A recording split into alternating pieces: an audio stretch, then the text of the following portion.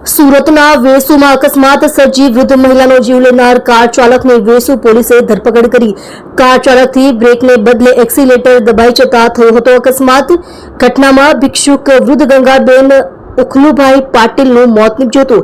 આરોપી પ્રકાશ Agarwal chartered accountant હોવાનું બહાર આવ્યું. સુરતની વેસુ પોલીસે વિવિધ કલમો હેઠળ ધરપકડ કરી. કઈ રીતનો બનાવ હતો, કોણ છે આરોપી અને કઈ રીતના એની ધરપકડ કરવામાં આવી?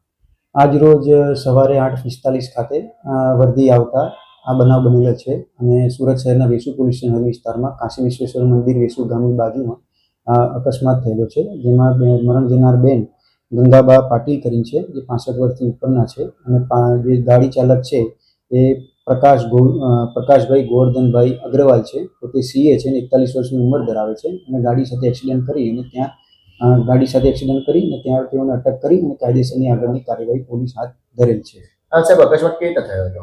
ગાડી ચલાવનાર બાદ પોતે ગાડી ચલાવતા હતા અને જેને મૂળ માલિક છે ગાડીને એ બાજુમાં બેઠેલા હતા અને તે પોતે પોતાનું કંટ્રોલ ગુમાવતા, ગાડી સ્ટાર્ટ કરતી વખતે પોતાનું કંટ્રોલ ગુમાવતા તેઓ પોતે અકસ્માત કરેલ છે. સીસીટીવીમાં કોઈ ઘટના કેદ થઈ છે? જી, સીસીટીવીમાં કાયદેસરની સીસીટીવીની જે ફૂટેજ લીધેલા છે, આગળની ઘટિત કાર્યવાહી કરવાની ચાલુ છે અને આરોપીને અટક કરવામાં આવી છે. કઈ કલમ હેઠળ ગુનો દાખલ?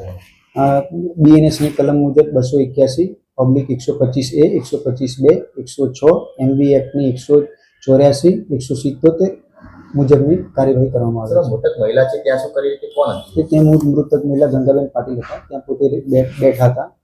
ત્યાં અચાનક ગાડી ચાલકનો કંટ્રોલ ખોઈ જતા ગાડી એના પર એક્સિડન્ટ કરેલ છે. ચાલો, પટી ગયું.